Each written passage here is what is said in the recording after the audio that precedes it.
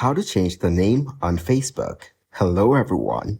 In this video, I will show you how to change your name on Facebook. First, open the Facebook application on your mobile device.